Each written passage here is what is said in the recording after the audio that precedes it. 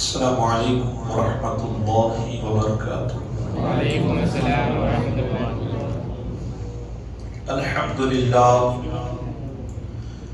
الحمد للہ الذی ابدع الافلاک والارضین والصلاة والسلام علی من کان نبیا وآدم بین الماء والطین وعلى آلہ واصحابہ اجمعین، اما بعد فاعوذ باللہ من الشیطان الرجیم، بسم اللہ الرحمن الرحیم۔ ولا تقولوا لمن يقتل في سبيل الله أموات بل أحياء ولكن لا تشعرون۔ آمنت بالله صدق الله المولانا العظيم وصدق رسوله النبي الأمين المكين الكريم، ونحن على ذلك لمن الشاهدين والشاكرين والذاكرين والحمد لله رب العالمين۔ بلغ العلا بكماله، كشف الدجى بجماله، حسنت جميع خصاله، صلوا عليه وآله وسلموا تسليما۔ اللهم صل على سيدنا مولانا محمد وبارك وسلم۔ صلاۃ و سلام علیک یا رسول اللہ صلی اللہ تعالی علیہ وسلم۔ آئیے فرمائش کے مطابق اسی کلام کو پیش کرتا ہوں، ہو سکے تو مل کے پڑھنے کی کوشش کرے، اللہ آپ سبھی کو جزائے خیر عطا فرمائے۔ ایک مرتبہ اور بآواز بلند جھوم کے درود پاک پڑھیں۔ اللہم صلی علی صلاۃ و سلام علیک یا رسول اللہ صلی اللہ تعالی علیہ وسلم۔ یہ حسینی تذکرہ ہے، یہ حسینی تذکرہ ہے، جس پہ ہر عالم فدا ہے۔ یہ حسینی تذکرہ ہے، جس پہ ہر عالم فدا ہے۔ جس نے سیکھا نہیں سر جھکانا، جھکانا، وہ ہے مولا علی کا گھرانہ، علی کا گھرانہ، وہ ہے مولا علی کا گھرانہ۔ اونچی آواز، وہ ہے مولا علی کا گھرانہ۔ پہلے خط دے کے ان کو بلایا گیا، پھر نبی زادوں پر ظلم ڈھایا گیا۔ پہلے خط دے کے ان کو بلایا گیا، پھر نبی زادوں پر ظلم ڈھایا گیا۔ ہائے کیسے کلمہ گو تھے، ان کی عظمت کو نہ سمجھے۔ ہائے کیسے کلمہ گو تھے، ان کی عظمت کو نہ سمجھے۔ جن کی ٹھوکر میں سارا زمانہ، وہ ہے مولا علی کا گھرانہ، علی کا گھرانہ، وہ ہے مولا علی کا گھرانہ۔ اور شعر دیکھیے گا، سیدہ فاطمہ کے لختے جگر، جن کے در کے ہے دربان، جن و بشر کر دیے جن کے نانا نے ٹکڑے کمر، جن کے بابا سے ٹھرائے خیبر کا در، جن کی صورت ہے نورانی،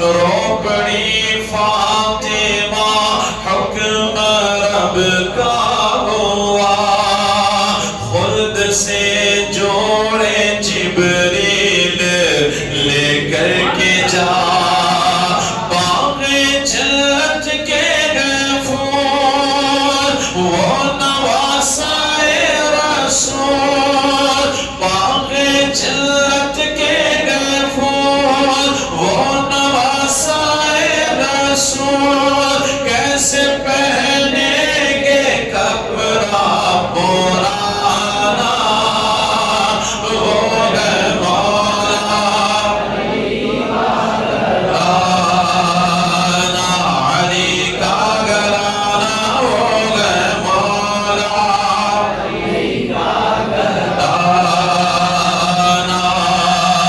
ننھے اصغر کے جب خون بہنے لگے تب حسین ابن حیدر یوں کہنے لگے یاد رکھیے ہم جو کر رہے ہیں نا ایک دن ہمیں بھی حضور کو جا کے منہ دکھانا ہے یہ ہمیں یاد رکھنا ہے ننگے اصغر کے جب خون بہنے لگے تب حسین ابن حیدر یوں کہنے لگے ساری دنیا جاگے اٹھے صبر کا دامن نہ چھوٹے ساری دنیا جاگے اٹھے صبر کا دامن نہ چھوٹے بیٹا نانا کو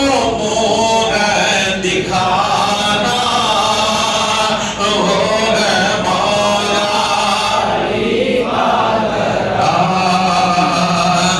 علی کا گھرانہ ہو گئے مولا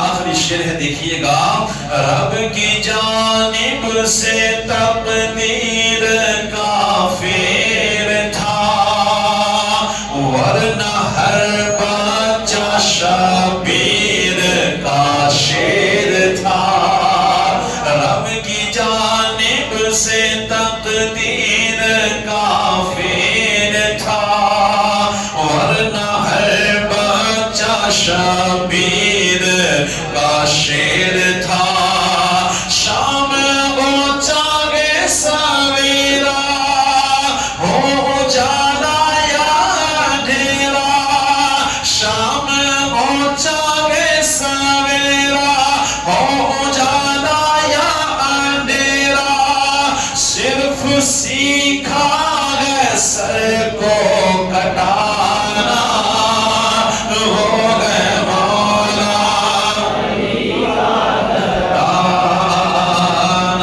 علی کا گھرانہ ہو گئے مولا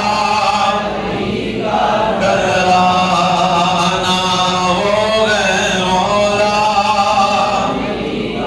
علی کا گھرانہ درود پاک پڑھے اللہم صلی علی سیدنا مولانا محمد مبارک وسلم صلاۃ و سلام علیک یا رسول اللہ صلی اللہ تعالی علیہ وسلم الحمدللہ ہماری یہ چھٹی محفل ہے یہاں سے انشاءاللہ ہم اپنا رخ کریں گے کربلا کی طرف دعا ہے خاص اللہ مجھے حق کہنے آپ کو سننے اور اس پر ہم سب کو عمل کرنے کی اللہ توفیق عطا فرمائے ہم تو صرف بیٹھ کے سنتے ہیں سناتے ہیں جن کے ساتھ یہ معاملہ ہوا ہے ان پر کیسی گزری ہوگی وہ تو وہی جانتے ہیں جنہوں نے اپنی آنکھوں سے دیکھا ہے اللہ اکبر تھوڑی باتیں ذہن میں رکھیں وہ یہ ہے کہ سرکار دو عالم صلی اللہ تعالی علیہ وسلم جب دنیا سے تشریف لے گئے تو خلیفہ حضرت ابوبکر صدیق بنے 2-2.5 سال کے قریب پھر آپ دنیا سے گئے تو خلیفہ حضرت عمر فاروق اعظم بنے 10 سال آپ نے خلافت کی پھر آپ کے بعد حضرت عثمان غنی بنے حضرت سیدنا عثمان غنی رضی اللہ تعالیٰ عنہ کو بڑی بے دردی کے ساتھ شہید کر دیا گیا جب آپ شہید ہوئے نا تو مسلمانوں میں اختلاف پیدا ہو گیا، بڑا اختلاف۔ یاد رکھیں اس وقت حضرت امیر معاویہ رضی اللہ تعالیٰ عنہ نے ایک جملہ کہا تھا جو آپ کی کرامت ثابت ہوئی۔ کیا کہا تھا؟ ایک بات کہی جو آپ کی کرامت ثابت ہوئی، وہ یہ تھی کہ جب حضور کو مکے سے نکالا، مکہ کبھی دارالخلافہ نہیں بنا، کبھی نہیں، اور آج عثمان غنی کو شہید کر دیا ہے، اب مدینہ کبھی دارالخلافت نہیں بن، اور یقیناً ابو بکر صدیق نے یہاں خلافت کی، فاروق اعظم نے کی، عثمان غنی نے کی، لیکن جب مولا علی کی باری آئی تو کوفہ کو بنایا گیا۔ کہاں بنایا؟ تو آپ کی یہ کرامت ثابت ہوئی جو آپ نے یہ جملہ ارشاد فرمایا۔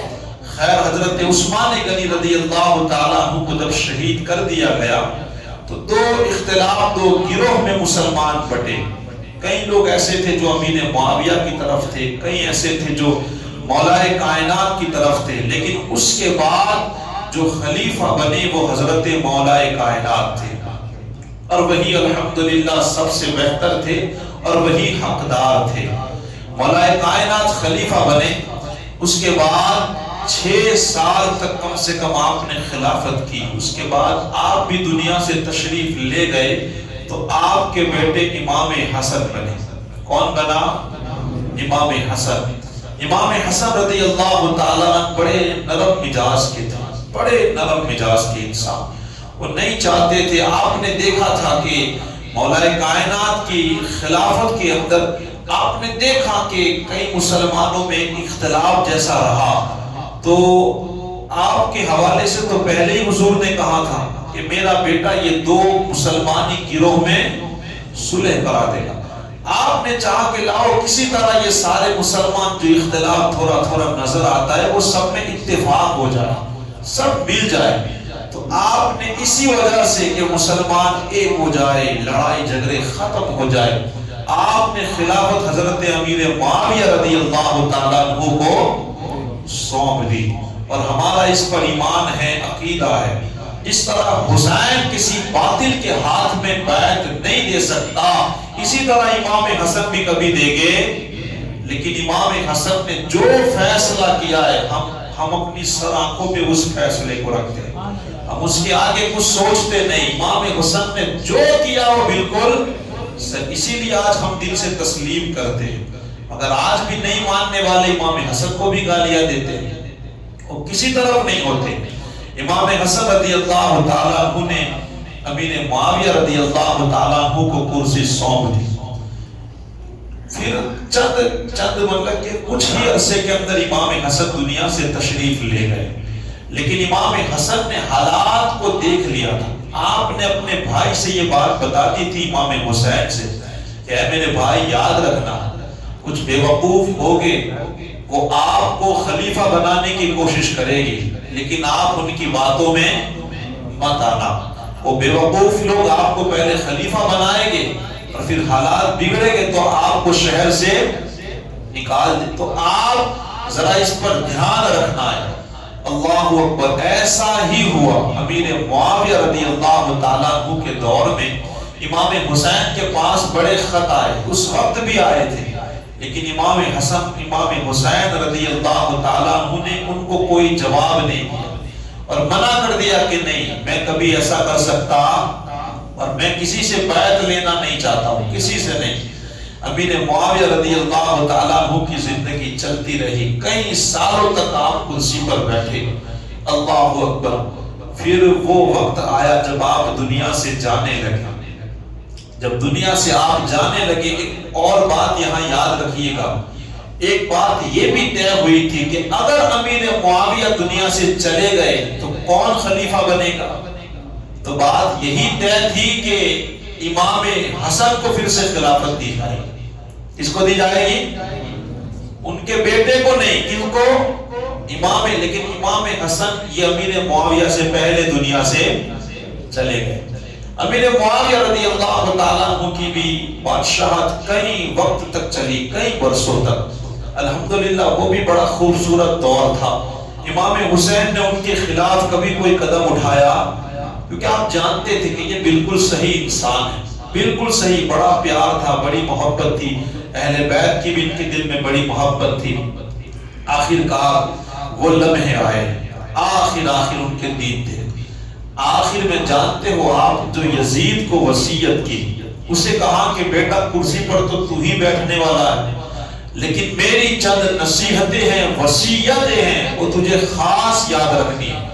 آپ نے سب سے پہلے یہ بات کہی تھی کہ جب تم کرسی پر بیٹھ جائے، امام حسین کے مشورے کے علاوہ کوئی کام مت کرنا۔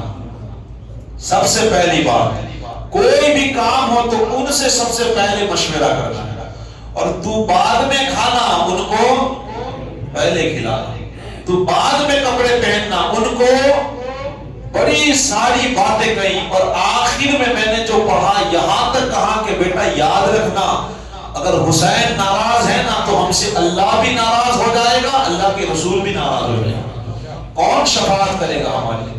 اس لیے تجھے خاص خیال رکھنا امام حسین کے بارے میں کہ وہ ناراض نہ ہو، ان کو ہمیشہ اپنے آگے رکھنا ہے۔ اللہ خیر کرے۔ اور پھر آخری لمحے آئے اور وصیت یہ بھی کی کہ جب مجھے دفنایا جائے تو آپ کے پاس کچھ تبرکات تھے، کچھ لنگی وغیرہ حضور کی اور ناخون وغیرہ، تو یہ وصیت کی تھی کہ میرے ساتھ ان کو دفنا دے، میرے ساتھ، کیونکہ آپ یہ چاہتے تھے کہ اگر یہ چیزیں میری ہوگی تو انشاءاللہ میری نجات ہو جائے گی۔ بولے نا سبحان اللہ۔ اللہ تعالیٰ ان کے صدقے میں ہماری مغفرت فرمائے۔ لیکن ان کا بیٹا اتنا بدبخت ہے کہ یہ بھی نہیں سمجھ سکا ہو کہ جو حضور کے تبرکات سے اتنا پیار کرتے ہیں تو اس ذات سے کتنا پیار کرتے ہوگے جن کے بارے میں حضور نے کہا الحسین منی وانا من الحسین، حسین تو مجھ سے ہے اور میں حسین سے ہوں۔ کتنا پیار، لیکن اسے کچھ سمجھ میں نہیں آیا۔ آخر کار جب ان کو دفن کر دیا گیا، اور دفن ہونے کے بعد جب یزید تخت پر بیٹھا، وہ کہتے ہیں نا یاد رکھیں کرسی کا رنگ ہی کچھ ایسا ہوتا ہے۔ ہم نے تو کبھی اس کا مزہ چکھا، ہو سکتا ہے یہاں سے کسی نے چکھا ہو، ہم نے صرف منظر دیکھا ہے۔ آج گاؤں میں اس کرسی کا منظر دیکھتے ہیں، بھائی بھائی کے سامنے کھڑا ہوتا ہے، سماج کی لڑائی ہوتی ہے، بھائی بہنوں میں لڑائی، یاد رکھیں میاں بیوی میں طلاق ہوتی ہے، کیا ہوتی ہے؟ یہ کرسی کا منظر ہم نے دیکھا ہے۔ ایک بندہ سبھیوں میں کھڑا، ادھر بھائی، دوسرا بھائی ادھر کھڑا ہے، راتوں رات ملکیت بٹی، کیا بٹی؟ لینا کچھ نہیں ہے، لیکن برسوں برس اس کرسی کی وجہ سے گاؤں میں تباہی پھیلتی ہے۔ اللہ انہیں سمجھ عطا فرمائے۔ سوچے اس کا رنگ کیسا ہوگا، لیکن جیسے ہی وہ بیٹھا اس کا ایسا نشہ چڑھا کہ اس نے چاروں طرف خطوط بھیجنا شروع کر دی۔ ہمیں جہاں تک یاد ہے اس نے کوئی اپنے باپ کی بات کو یاد رکھا، کوئی بات کو نہیں، اس نے خط بھیجنا شروع کر دیا، لیکن اس کو سب سے بڑا جو خطرہ تھا وہ مدینے سے تھا۔ کہاں سے تھا؟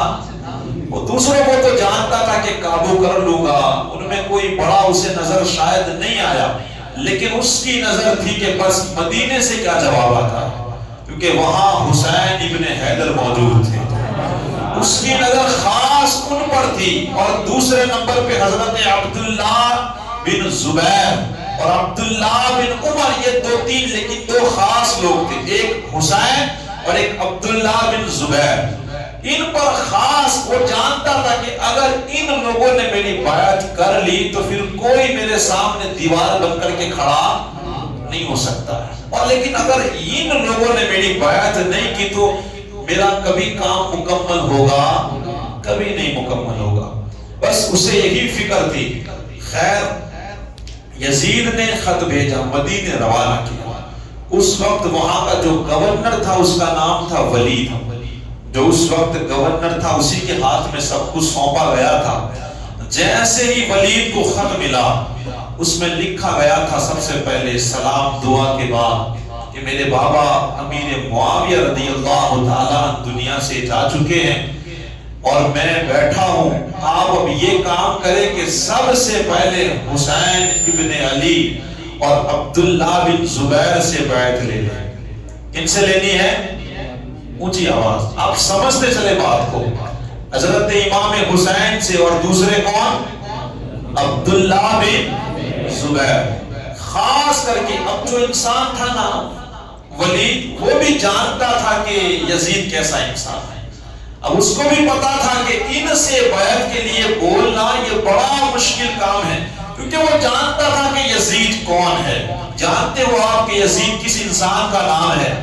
آتا ہے کہ ایک فاسق انسان کا نام ہے یزید، بدبخت انسان کا نام ہے یزید، بد کردار بد اخلاقی کا نام ہے یزید۔ یزید وہ انسان تھا جو شراب عام ہے بالکل، ناچ گانا عام ہے بالکل، نمازوں کا چھوڑنا عام ہے بالکل۔ ایک صحابی رسول ہے حضرت عبداللہ بن حنظلہ، وہ کہتے ہیں کہ اس کی بدبختیاں اور اس کے گناہ اتنے عروج پر چلے گئے، ہمیں اتنا ڈر لگنے لگا کہیں اللہ آسمان سے پتھر نہ برسا دے۔ ہم خروج کیا اس کی طرف، اس کی وجہ سے ہم پناہ مانگ رہے تھے کہ کہیں اس کی وجہ سے، کیونکہ اس نے حالات ایسے بنا دیے تھے، شراب عام ہے، زنا عام ہے، ماں اور بیٹے کی شادی ہو رہی ہے، پوری بہن کے ساتھ شادیاں کر رہا ہے، ایسے گناہ بالکل عروج پر چل گئے تھے۔ میں یہ کہتا ہوں اسی وجہ سے یزید پر ہاتھ کیوں نہیں دیا امام حسین نے؟ اس کی یہ ساری خرافات کی وجہ سے، وہ اتنا بڑا بدبخت تھا، کنبہ کٹانا حسین نے پسند کیا لیکن اس کی بیعت کرنا، ہاتھ ملانا پسند نہ کیا۔ آج جو لوگ جو زنا کرتے ہیں، سوچے امام حسین سے وہ کس طرح ملیں گے۔ آج جو شرابیں پیتے ہیں، امام حسین کو وہ کیا منہ دکھائیں گے۔ آج جو حرام کمائی کماتے ہیں، امام حسین کو وہ کون سا منہ دکھائیں گے۔ آج جو سڑکوں پہ ناچ رہے ہیں، وہ امام حسین کو کیا منہ لے کر کے ان کے سامنے جائیں گے۔ بتائیں آپ کتنے افسوس کی بات ہے۔ اللہ ہمیں بس سمجھنے کی توفیق عطا فرمائے۔ ولید جانتا تھا کہ یزید کیسا انسان ہے۔ میں تو سمجھ رہا ہوں کہ اس کے بھی پاؤں کانپ رہے ہوں گے کہ کس طرح جا کر کے امام حسین کو بتایا جائے کہ آپ یزید کی بیعت کر لو۔ لیکن کہتے ہیں نا ایک کے دو ہوتے ہیں تو ہمت بڑھتی ہے۔ کیا ہوتی ہے؟ تو اس نے مشورے کے لیے مروان کو بلایا کہ لاؤ کسی کو تو پوچھو کہ اب اس کی بھی کیسی متی ماری گئی تھی کہ بلایا تو بھی مروان کو بلایا۔ اور جانتے ہو حدیث ضعیف ہے مگر پھر بھی بات آپ تک پہنچا رہا ہوں۔ اس کے بارے میں یہ آتا ہے کہ جب وہ پیدا ہوا تو حضور کے پاس لائے گئے۔ جب اس کو لایا گیا تو کہتے ہیں نا وہ گھٹی دیتے ہیں، حضور کے پاس اکثر بچوں کو لایا جاتا ہے کہ حضور سب سے پہلا لقمہ اپنے منہ کا ان کو کھلائے تاکہ اسے برکتیں مل جائیں۔ لیکن اس کو بلایا تو حضور نے کھلایا۔ حضور کی نظر تو بڑی دور تک دیکھتی ہے، پوری زندگی پڑھ لیتی ہے کہ یہ کیا بننے والا ہے۔ تو حضور نے اسے لقمہ نہیں کھلایا بلکہ لکھا ہے کہ یہ کہا کہ یہ تو گرگیٹ کا بیٹا گرگیٹ ہے، اسے کون لقمہ کھلائے گا۔ خیر یہ بھی آتا ہے کہ اس کے باپ کے اوپر ایک مرتبہ حضور نے لعنت کی تھی، وہ اپنی باپ کی پشت میں تھا، اپنی باپ کی پشت میں تھا۔ لیکن ان باتوں سے پتا چلتا ہے کہ ہو سکتا ہے کہ وہ ایسا ہی کمینہ انسان تھا۔ اب مروان کو بلایا گیا اور ولید نے مشورہ لیا کہ کیا کیا جائے۔ امیر معاویہ رضی اللہ تعالیٰ عنہ انتقال کر گئے۔ اب یزید تو چاہتا ہے کہ حسین میری بیعت کرے، عبداللہ بن زبیر میری بیعت کرے۔ تو مروان نے کہا کہ اس میں بڑی بات کیا ہے، بلائے ان کو اور بلانے کے بعد کہے کہ بیعت کرو۔ تو ولید نے کہا کہ اگر وہ نہیں کرے گے تو مروان نے کہا سوچنا کیا ہے، کہ سر کو اڑا دینا، اگر کوئی یزید کے خلاف جائے تو سر قلم کر دو ان کا۔ اللہ اکبر۔ ولید نے بلایا، مروان ادھر ہی کہیں قریب میں تھا، ایک قاصد بھیجا کہ جا کر کے امام حسین اور عبداللہ بن زبیر کو بلا کر کے لا۔ کہتے ہیں کہ یہ دونوں ہستیاں، قاصد گیا، یہ دونوں اللہ والے کہاں ملیں گے؟ اللہ اکبر، ان کا ڈیرا مسجد ہوا کرتی ہے۔ بولے نا ہمیں ڈھونڈتے ہیں نا لوگ، ہمیں گھر ملے گے یا باکڑوں پر ہماری پہچان ہے، لیکن ان کا جب اس کا قاصد گیا تو کہاں گیا؟ سیدھا مسجد گیا۔ حضرت عبداللہ بن زبیر اور امام حسین مسجد میں بیٹھے ہوئے تھے۔ یہ عبداللہ بن زبیر جانتے ہو یہ کون ہے؟ یزید کو ان سے بڑا خطرہ تھا۔ ہم نے اکثر حسین کے بارے میں سنا، عبداللہ بن عمر کے بارے میں سنا، لیکن میں جب اکثر پڑھ رہا تھا تو ان کا نام بار بار آ رہا تھا، تو پھر میرے دل نے خواہش کی کہ لاؤ ان کے بارے میں زیادہ چھانبین میں کروں کہ آخر یہ ہے کون، اور یزید اتنا کیوں ان سے ڈر رہا کہ عبداللہ بن زبیر سے بھی بیعت لینے کی بات کرتا ہے کہ ان سے بھی پہلے لو۔ جب میں نے زیادہ چھانبین کی چند باتیں ان کی میں سناؤں تاکہ آپ کا ایمان تازہ ہو جائے گا کہ کیسے انسان تھے کہ وہاں وہ بھی تھے اور وہ اتنا خوف کھا رہا تھا عبداللہ بن زبیر سے۔ اللہ اکبر، یہ ایسے شخص ہے نا، پہلے ان کے والد کے حوالے سے کبھی اللہ نے زندگی دی تو انشاءاللہ ہم تقریر کریں گے ان کے والد کے اوپر، ایک پوری تقریر اللہ نے چاہا تو، لیکن 2-3 باتیں صرف پتا چل جائے کہ وہ کون ہے۔ حضور نے 10 ایسے صحابی ہیں جن کو حضور نے جنت کی بشارت عطا فرمائی، ان میں سے ایک حضرت زبیر ہے، یہ عبداللہ کے بابا حضرت زبیر۔ دوسری بات، حضور صلی اللہ علیہ وسلم کی ففو کے لڑکے ہیں، کون ہے؟ حضور کی یعنی ففوزاد، سگی ففو کے بیٹے۔ تیسری بات، یہ حضرت ابوبکر صدیق کے داماد ہے، کون ہے؟ ابوبکر صدیق کے داماد۔ اور چوتھی بات کہ حضور کے یہ رشتے میں ساروں بھائی بھی لگتے ہیں۔ بس اتنا مختصر، انشاءاللہ پھر کبھی موقع ملا تو ان کی شہادت اور زندگی قربانیاں۔ تو یہ حضرت عبداللہ بن زبیر ہے، ان کا بیٹا ہے حضرت عبداللہ، جن سے یزید کہہ رہا ہے کہ ان سے بھی بیعت لو۔ تو اب یہ کون ہے؟ 2 ہے، ایک حسین ہے اور ایک عبداللہ ہے، ایک حضور کا نواسا ہے تو دوسرا ابو بکر کا نواسا ہے۔ ایک نواسا کس کا ہے؟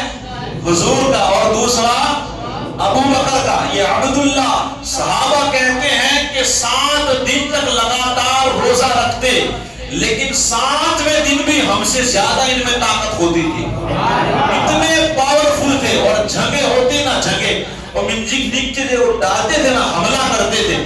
وہ کہتے کہ جب نماز کے لیے کھڑے ہوتے، اگل بغل میں گرتے سامان، لیکن ایسا لگتا جیسے کوئی درخت کھڑا ہوا ہے، ذرہ برابر آپ کو فرق نہیں پڑتا تھا۔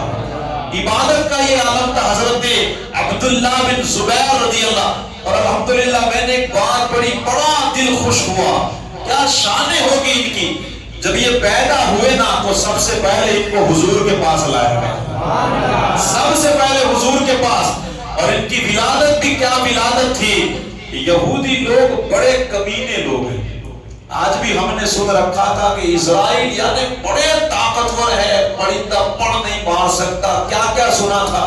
اب دیکھ لیا کہ جو سنایا وہ ہے نہیں۔ تو اس وقت بھی یہودیوں نے یہ بات اڑائی تھی۔ جب صحابہ کرام آ رہے تھے مکے سے مدینہ، ایک بات انہوں نے اڑائی تھی کہ ان پر ہم نے ایسا جادو کر دیا ہے کہ ان کی اولاد ہو سکتی، ان کی اولاد نہیں ہو سکتی۔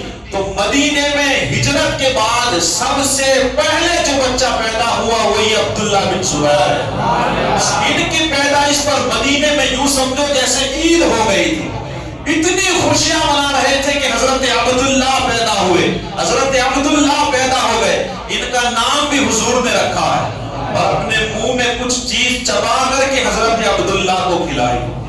بڑی خوبصورت۔ اور کربلا کا جو واقعہ ہے نا، ان کا بڑا ایک کریکٹر رہا ہے، انشاءاللہ آگے میں آپ کو بتاؤں گا، کیونکہ یہ وہ انسان ہے کہ یزید نے جب ان کی طرف خط بھیجا تو یہ کھلے عام انکار کر رہے تھے کہ ایسے بدبخت کی میں کبھی بیعت نہیں کر سکتا، اور اس خط کو ایسے پھینک دیا کرتے تھے، اور یزید کے خلاف اتنا کھل کے کھڑے تھے کہ یزید نے قسم کھائی تھی کہ میں سونے اور چاندی کی بیڑیا، ہتھکڑیا اور ٹوک بھیج رہا ہوں جو تم کو پہنا کر کے میرے سامنے لایا جائے گا۔ لوگ کہا کرتے تھے کہ وہ ایسا کرے گا، بڑی لمبی بات ہے، لیکن ان کا ایک جملہ، وہ کہتے تھے سر اٹھا کر کے میں ایک دن جینا پسند کرتا ہوں، لیکن باطل کے سامنے سر جھکا کر ایسی زندگی میں پسند نہیں کرتا ہوں۔ اتنا کھل کر کے حضرت کے، اور یہ ایسے انسان تھے نا جو خلیفہ بن سکتے تھے، اتنا پاور تھا ان کے اندر۔ جیسے حسین میں پاور تھا کہ وہ سنبھال سکتے ہیں حکومت کو، اس طرح عبداللہ بن زبیر بھی، اور بعد میں وہ بنے، انشاءاللہ وقت آئے گا تو میں بتاؤں گا کہ کہاں تک گئے ہو. تو یہ اتنے بڑے طاقتور تھے، اس لیے یزید خوف کھا رہا تھا کہ کسی طرح ان کو بھی بیعت کے لیے راضی کرو، کسی طرح کرو. اللہ اکبر. تو ایک تھے حضرت عبداللہ بن زبیر اور ایک حسین بن علی، وہ مسجد میں بیٹھے ہیں. جب قاصد آیا تو ایسے وقت میں آیا، حضرت عبداللہ بن زبیر اور حسین سے کہا کہ تمہیں ولید بلا رہا ہے، تمہیں ولید بن عقبہ بلا رہا ہے. تو امام حسین رضی اللہ تعالیٰ عنہ نے کہا کہ تو جا، ہم آتے ہیں. وہ تو چلا گیا. اب یہ دونوں باتیں کرنے لگے کہ یہ ایسا وقت ہے کہ وہ کسی سے ملتا، کسی سے نہیں ملتا. کیا بات ہوئی ہوگی کہ آج ہم کو بلا رہا ہے؟ تو حضرت عبداللہ بن زبیر نے امام حسین سے پوچھا. امام حسین رضی اللہ تعالیٰ عنہ فرماتے ہیں مجھے لگ رہا ہے کہ امین معاویہ کا انتقال ہو گیا ہوگا. آپ کہہ رہے ہیں، اور وہ ہمیں اس لیے بلا رہا ہے تاکہ یزید کی بیعت کے لیے وہ کہے گا. تو عبداللہ بن زبیر نے کہا کہ کیا کرو گے آپ؟ کہا کہ اس کی بیعت تو کبھی نہیں ہو سکتی ہے، کبھی نہیں. تو کہا کہ آپ جاؤ گے؟ کہا ہاں میں جاؤں گا اس کے پاس میں، لیکن اکیلا نہیں جاؤں گا، کئی انسانوں کو لے کر، کم سے کم 15 یا 20 لوگوں کو لے کے جاؤں گا. اس لیے کہ جب وہ بیعت کا اگر کہے گا، اگر یہی بات ہے واقعی میں اور وہ بیعت کے لیے کہے گا تو میں منع کر دوں گا. کہیں ایسا نہ ہو کہ اس وقت لڑائی کی نوبت آ جائے.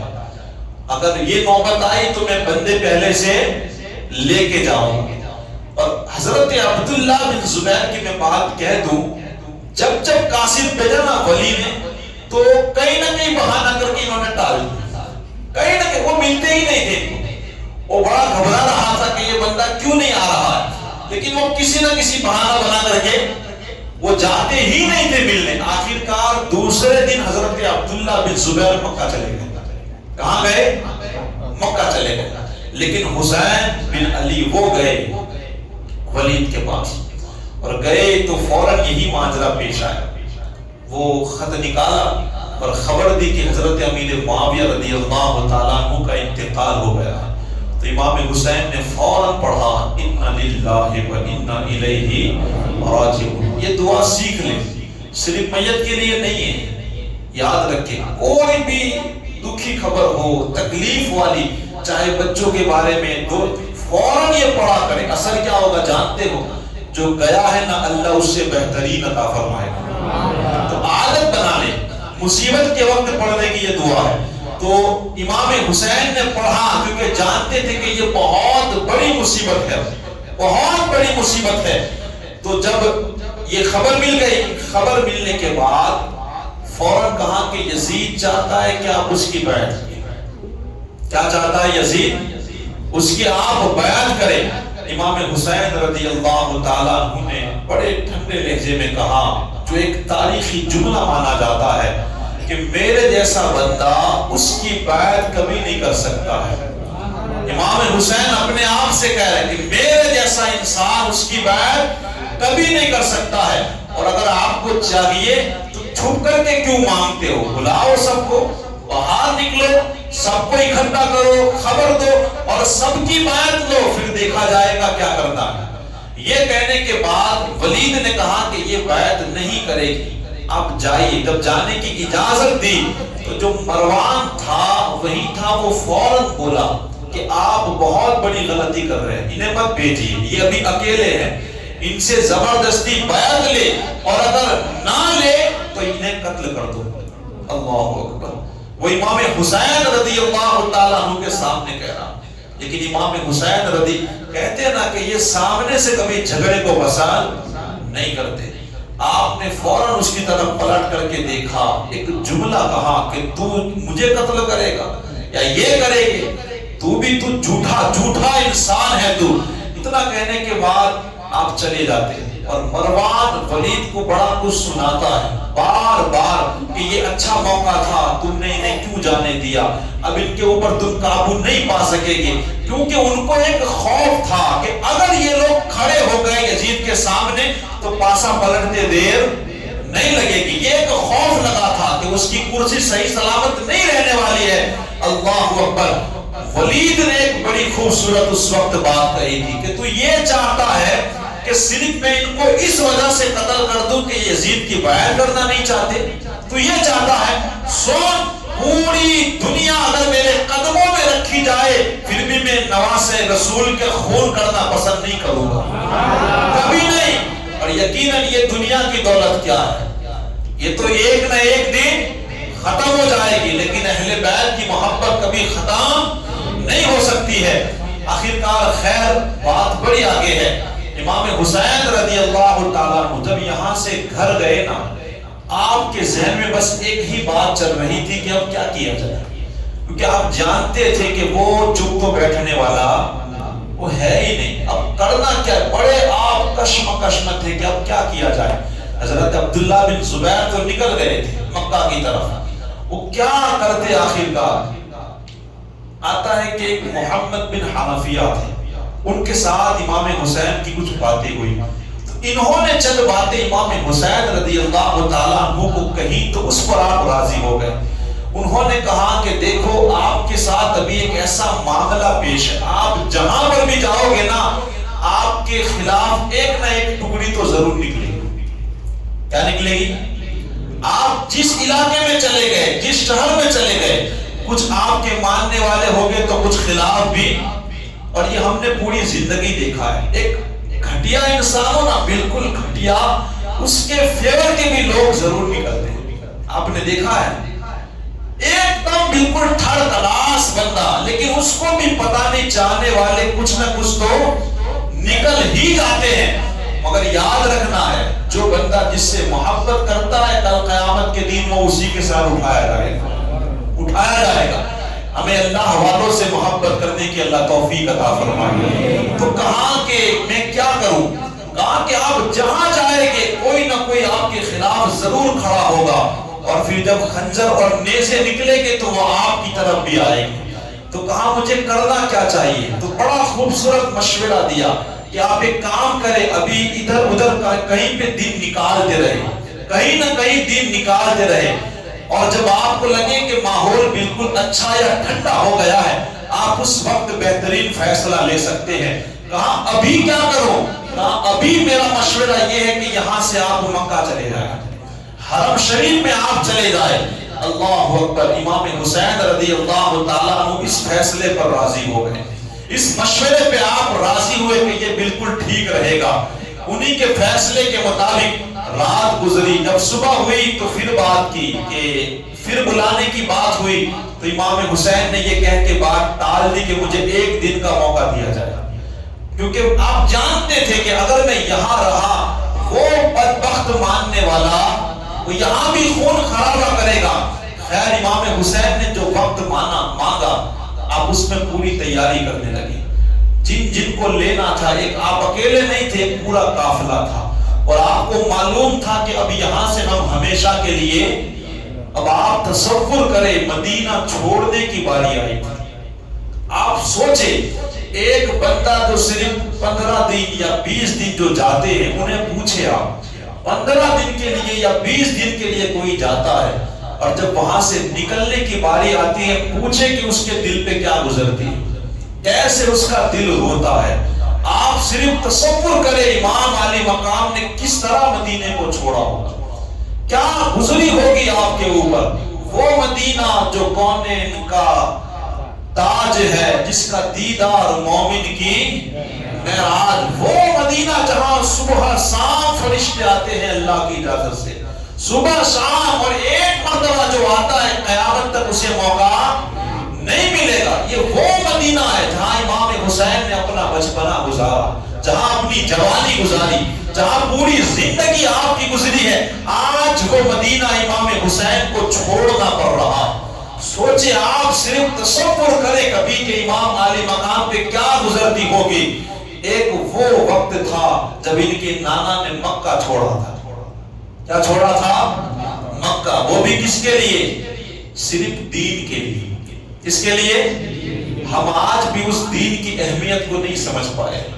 کتنا بڑا بلیدان ہمارے اکابرین نے دیا ہے. اللہ ہمیں سمجھنے کی توفیق عطا فرمائے. حضور نے اس وقت مکہ چھوڑا تھا تو مدینے میں بڑی خوشیاں منائی جا رہی تھی. آج حسین مدینہ چھوڑ کے جب مکہ جا رہے تھے تو مکہ والے بھی بڑے خوش تھے. وہاں بھی بڑا ایک خوشی کا ماحول تھا کہ حضور کا بیٹا آ رہا ہے. نواسہ رسول، کیونکہ انہیں معلوم تھا کہ یہ ہمیشہ کے لیے آ رہے ہیں. کیسے آ رہے ہیں؟ چند دن کے لیے نہیں. ایسے تو پہلے کئی مرتبہ امام علی مقام گئے تھے، لیکن حالات پتہ چل گئے تھے کہ یزید کی وجہ سے آج امام علی مقام ہمیشہ کے لیے مکہ آ رہے ہیں پورے خاندان کے ساتھ. آپ کبھی تو سوچے، میرا دل اور میرا ایمان کہتا ہے حسین نے مدینہ چھوڑا تو صرف دین کی خاطر چھوڑا، صرف دین کے لیے. حضور محدث اعظم کا وہ شعر میرے ذہن میں آیا ہے. آپ کہتے ہیں نا، مدینے کا کچھ کام کرنا ہے سید، مدینے کا کچھ کام کرنا ہے سید، مدینے سے بس اس لیے جا رہا ہوں. آج امام علی مقام کی آپ زندگی دیکھیں. امام حسین صرف دین کے لیے آپ مدینے کو چھوڑا. وہ مدینہ جو کونین کا تاج ہے، جس کا دیدار مومن کی معراج ہے، وہ مدینہ اللہ اکبر، جہاں کے جانور بھی مدینے کو چھوڑنا گوارا نہیں کرتے، جہاں کے کنکر پتھر بھی اس مدینے سے پیار کرتے ہیں.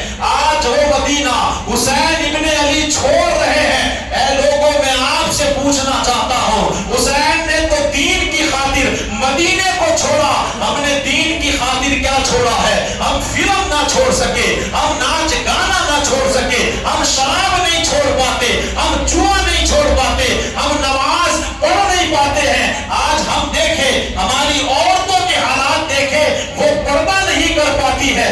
ہم نے کیا چھوڑا ہے؟ حسین ابن حیدر نے دین کی خاطر مدینہ چھوڑا.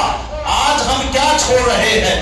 سوچیں آپ، وہ لمحہ بھی ہماری زندگی میں ضرور آئے گا جب حسین ابن علی کے سامنے ہم منہ لے کر جائیں گے، حضور کے سامنے جائیں گے.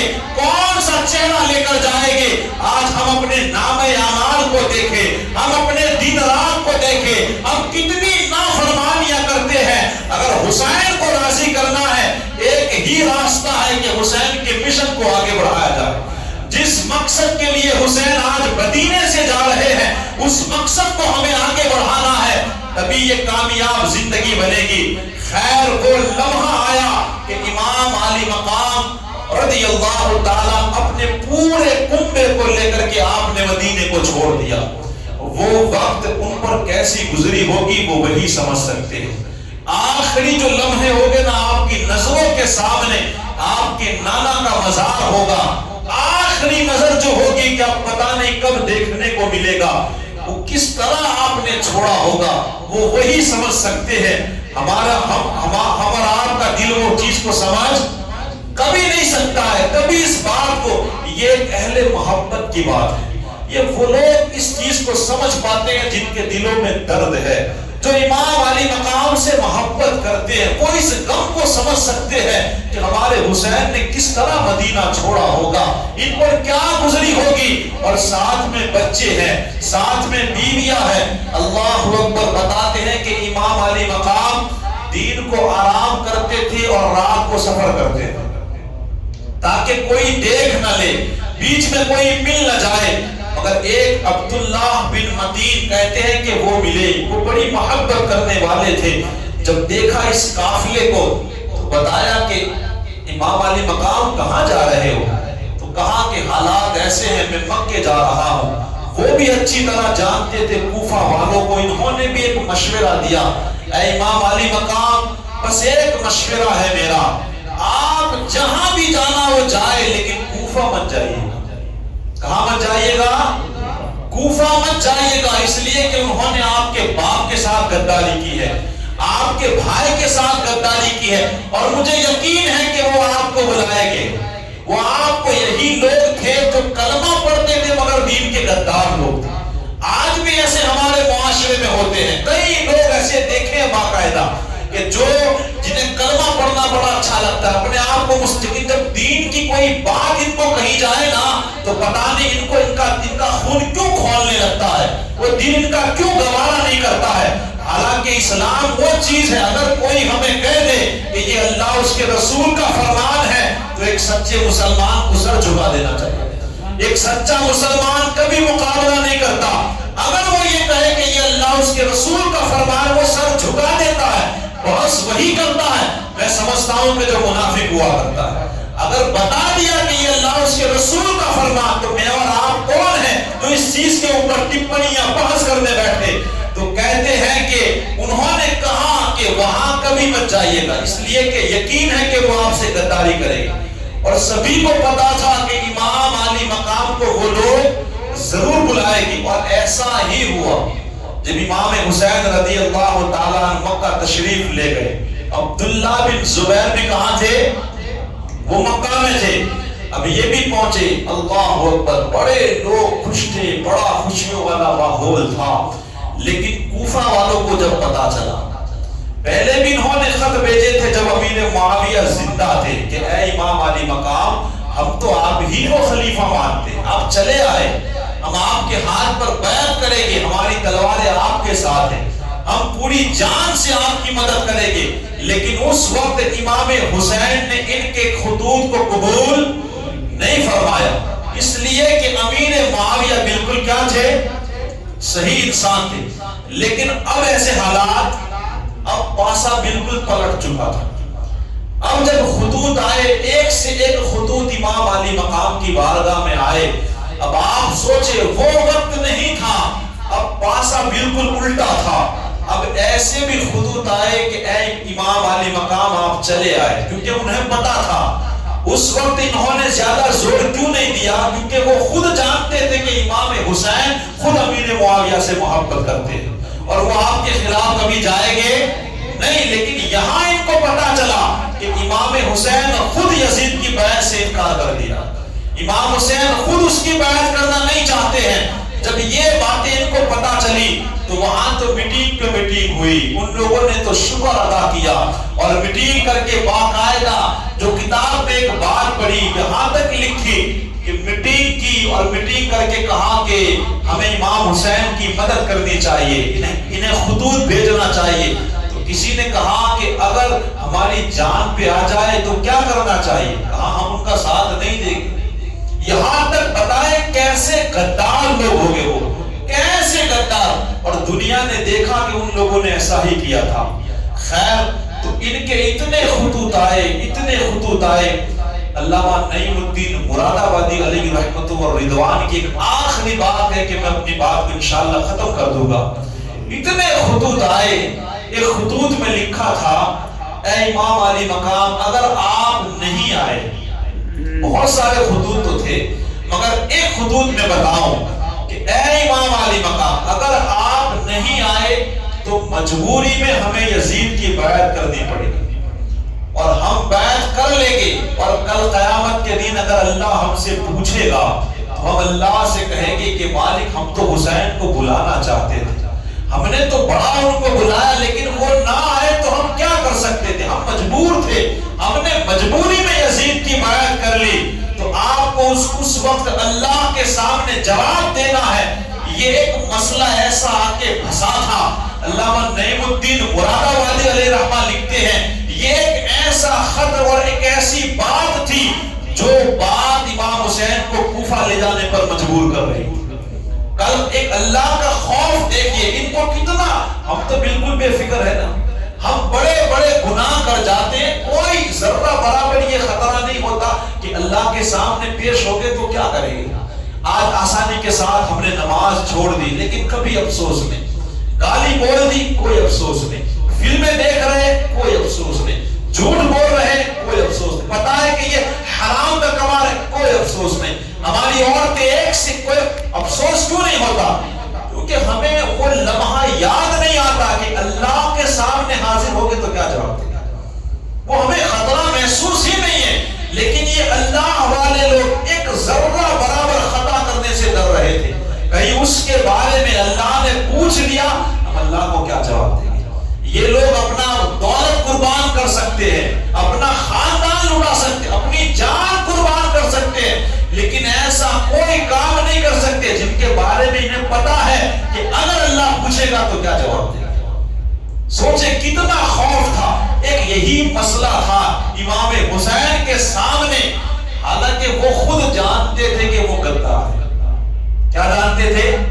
بڑے بڑے صحابہ کرام وہاں تھے، وہ مشورہ دے رہے تھے کہ وہ یقیناً آپ کے ساتھ غداری کریں گے، بھلے آپ کو بلا رہے ہیں لیکن وہ آپ کا ساتھ دیں گے۔ جب یزید ان پر زور ڈالے گا تو وہ آپ کا ساتھ چھوڑ دیں گے، وہ تنہا کر دیں گے آپ کو، اس لیے بار بار روک رہے تھے کہ آپ نہ جائیں، آپ نہ جائیں۔ لیکن میں نے کہا نا، ایک یہی مسئلہ تھا امام حسین کے سامنے، اگر میں نہ گیا اور اگر انہوں نے اللہ کی بارگاہ میں مجھے پیش کیا تو میں کیا جواب دوں گا؟ آپ سوچ رہے تھے جان چلی جائے گی، چلے گا، کنبہ لٹ جائے گا، چلے گا، لیکن اللہ کے سامنے ایسے پیش ہونا ہے کہ وہاں شرمندگی حاصل نہ ہو۔ انہیں وہ موقع امام حسین نے دیا، وہ موقع امام حسین نے نہیں دیا۔ اب امام حسین کل قیامت کے دن کہیں گے کہ میں تو گیا تھا لیکن تم نے کیا کیا؟ یہی ایک چیز ہے، یاد رکھے، ہمیں کربلا سے جو اصل پیغام ملتا ہے وہ یہی لینا ہے، یہی اصل پیغام ہے کہ ہم اللہ کے سامنے کھڑے ہونے سے ڈرے، اور اللہ نے تو وعدہ کیا ہے کہ جو بھی میرے سامنے کھڑے ہونے سے ڈرے گا اسے ایک نہیں، اللہ اسے 2 جنتیں عطا فرمائے گا، 2 جنتیں۔ تو بس انشاءاللہ یہاں سے میں کل آگے بات بڑھاؤں گا کہ امام علی مقام رضی اللہ تعالیٰ جب مکے پہنچتے ہیں اور پھر جانے کا فیصلہ کرتے ہیں، لیکن پھر اپنا نائب بنا کر کے کسے بھیجتے ہیں اور وہاں کیا ہوتا ہے، انشاءاللہ یہاں سے بات آگے بڑھائیں گے۔ لیکن یہی ایک ہمیں کربلا کا پیغام ملتا ہے، ہم بھی گناہوں سے ڈرے، خطاؤں سے ڈرے، اس لیے کہ ہمیں بھی ایک نہ ایک دن اللہ کے سامنے کھڑے ہونا ہے، اللہ کے سامنے کھڑے ہونا ہے۔ اگر آج رات ہی کو آنکھ بجھ گئی اور صبح میں نہ اٹھے تو بتائے ہم اپنے نامہ اعمال کا حساب کیسے دے پائے؟ اسی لیے ہمیں چاہیے سچی توبہ کر لے، سچی توبہ کرے اور پھر اپنا ہر قدم اسلام کے مطابق اٹھائے، قرآن اور حدیث کا علم حاصل کرے اور ہم سیکھیں کہ ہمیں اسلام کیا طریقہ دیتا ہے زندگی جینے کا۔ یہی ایک کامیاب زندگی ہے۔ اللہ تبارک و تعالیٰ میرا بولنا، آپ کا سننا اپنی بارگاہ میں قبول و مقبول فرمائے۔ استغفر اللہ ربی من کل ذنب واتوب الیہ۔ السلام علیکم ورحمۃ اللہ وبرکاتہ۔